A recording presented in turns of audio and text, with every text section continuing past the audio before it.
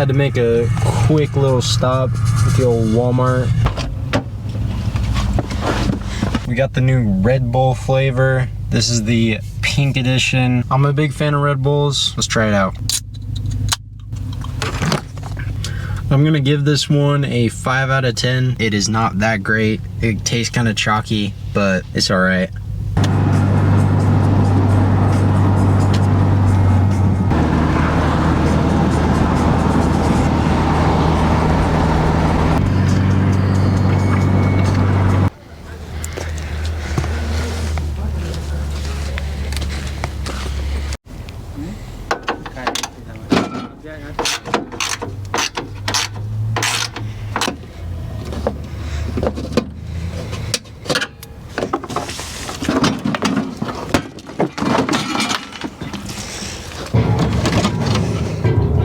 Today is such a nice day out. It has been so cold for the last 3 months. It's still February, but it seems like winter's kind of coming to a close, so I'm happy about it.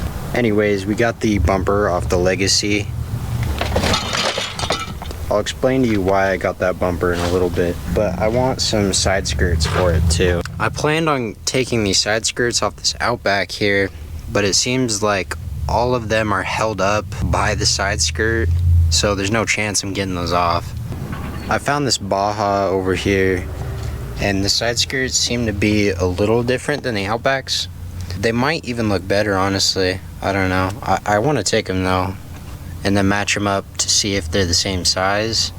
The only problem is this one is also held up by the side skirts, and I know how I can get them off. I just don't know if I'm willing to put in that effort.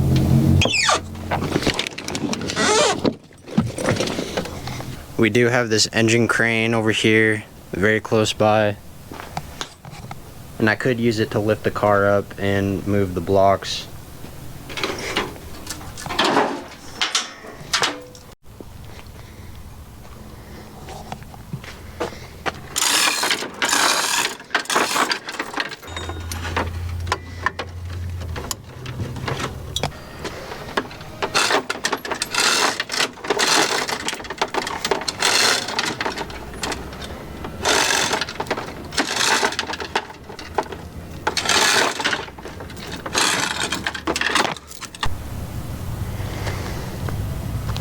I can't believe I just lifted that whole car up. Anyway, I got one of the side skirts off. I think these will look perfect on the Legacy, so let's see if I can get the other one off. These are just held on by a bunch of these rivets. They kind of suck to get off when they break, like this one. There we go. Let's go, baby. If any of you have ever taken the mud flaps or these side skirts off these cars, you know that when you try and turn this nut, it just completely breaks off the bracket on the back and it just keeps turning. And there's no real way to get it off. So I kind of just had to peel off this tab around it. So it's a little torn up, but I can fix it. No big deal.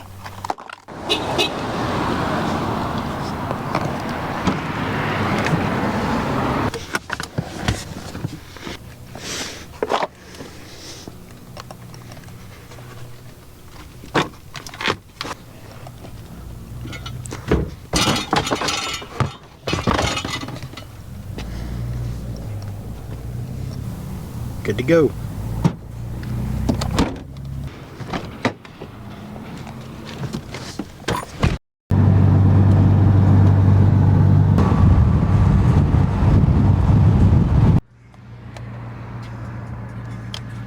So if you're wondering why I got this bumper, it's actually quite a bit different than the one that's on the Legacy right now. So if you've ever seen S14s, the 95 to 96 bumpers I think are the Thankyou model, and then the 97 to 98 are the kooky models, and they look quite a bit different. And Subaru kind of did the same thing with the Legacy. They made this bumper from 95 to 97 I think, and then 97 to 99 they had this bumper, and I think this one looks quite a lot better than that one.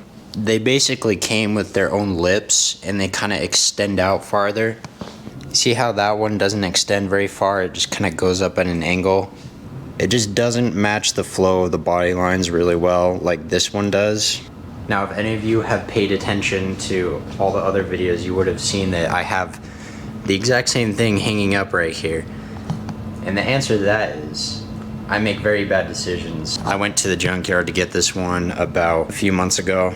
And I do this thing where I like tell myself that I can fix it, you know, like it'll be fine. If it has damage, I can fix it. Well, I was in over my head with this one because the front is completely split open and there's just damage all around it. So that's why I picked this one up, because it's in a lot better shape. The only really bad spot is this part right here, but I can fix that. So what I'm gonna do today is put the bumper on the hood with the scoop and install those Baja side skirts, and we'll see how it looks. I put the roof rack back on this thing just to see if I would like it or not, and the verdict is I don't like it. I'm gonna take it off. So the way these roof racks come off is you just kind of put a screwdriver in this little cap here and they pop out. And then there's like this star bit for these bolts in here. And then you do the same for all four sides. I wish somebody had showed me that when I first got this car, because I ended up taking the headliner out thinking the bolts were on the bottom. Not fun.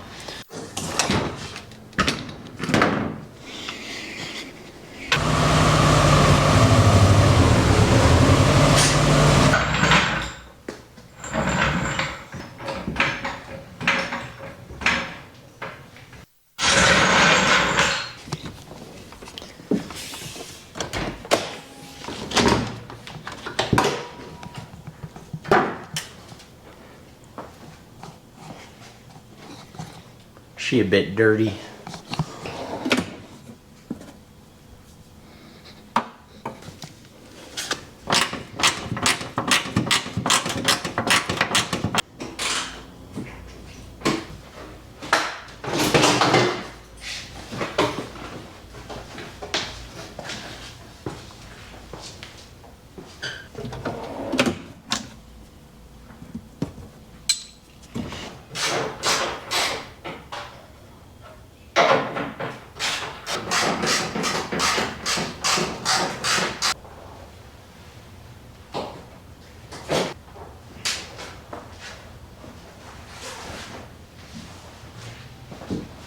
So as you can see, we're gonna have to trim quite a bit off this bumper to fit around the intercooler. And the way I'm gonna do that is with this little Dremel tool right here.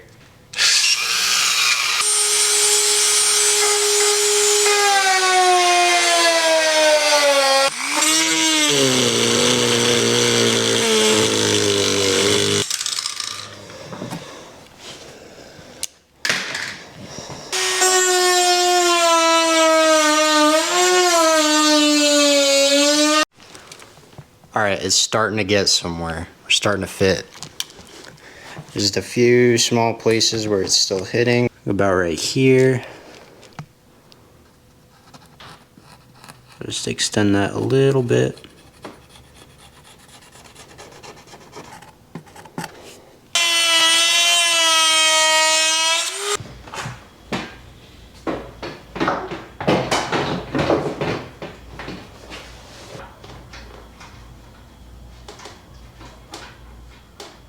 Check it out. All fitted up.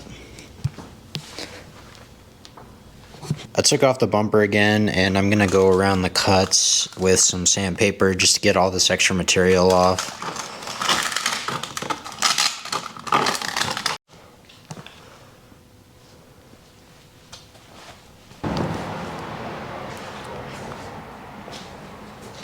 These bumpers also came with a different grille. Check out here.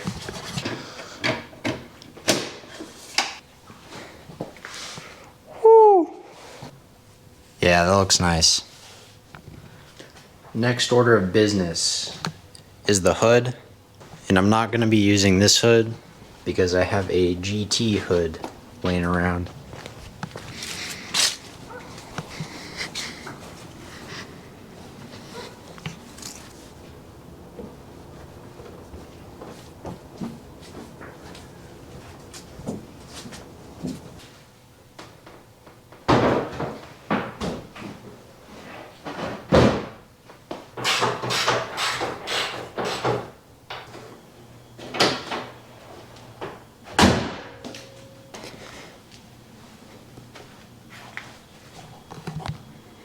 How does she look?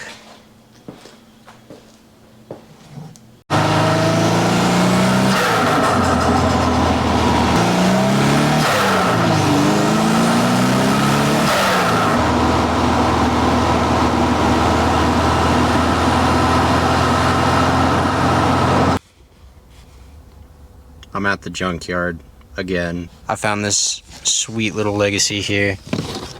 I had to take a clock spring out of it. This is one beautiful unit right here. While I've been working on this thing, I've come to the conclusion that I want to paint mine white. I think the best color for these cars is white. It's just perfect. That's going to be a lot of work, but I'm going to get it done in the next coming months. So.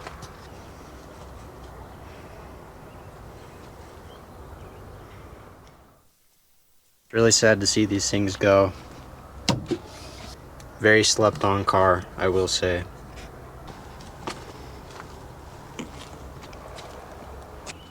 I found this first gen Legacy and it's got this cool little engine cover right here.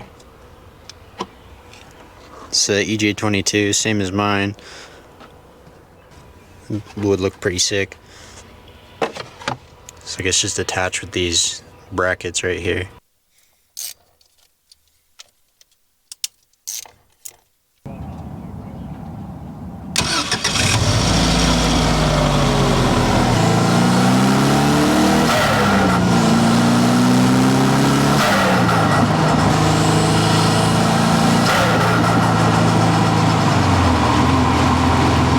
One of the things I picked up from that white Legacy at the junkyard were these hood grommets. Because I actually lost mine when I redid the engine bay. And these just screw in like that.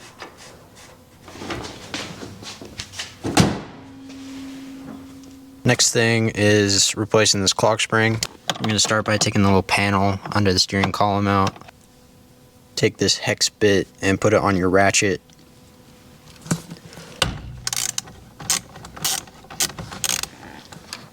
And break these little screws loose.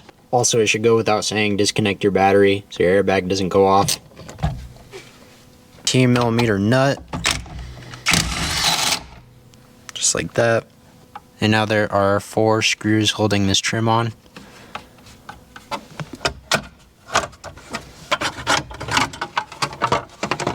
Now, to replace a clock spring, you're going to need to take this plate off the steering column. This one is also just 4 screws. Looks like that. Unscrew the clock spring. Alright, so down here you're going to have 2 connectors. One of them is going to be for the airbag, and the other one is going to be for the horn. So you want to just unplug those, like so. And then undo the clamps around all the wires. One more here, and then you got to undo this tape right here. And now you're free to just pull her off. Now repeat the process for installing the new one. Next step, very important. Follow the directions on this thing. Turn it all the way to the right until it can't turn anymore. Like that. 2.65 turns to the left. So that would be 1, 2, and then 6.5 would be there because that's where the pointers meet. Now the main reason I'm doing this is because my horn doesn't work, and this is the horn plug, so make sure that's plugged in. I never actually put the horn back on the car, so I gotta find it first. Somewhere in here.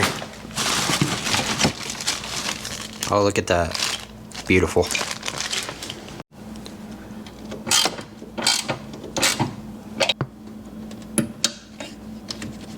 See if she works.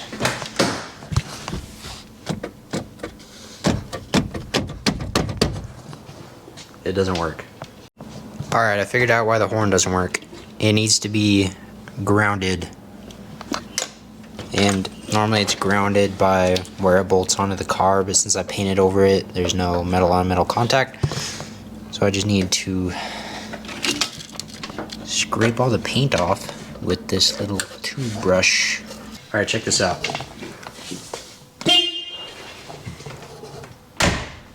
We fixed it.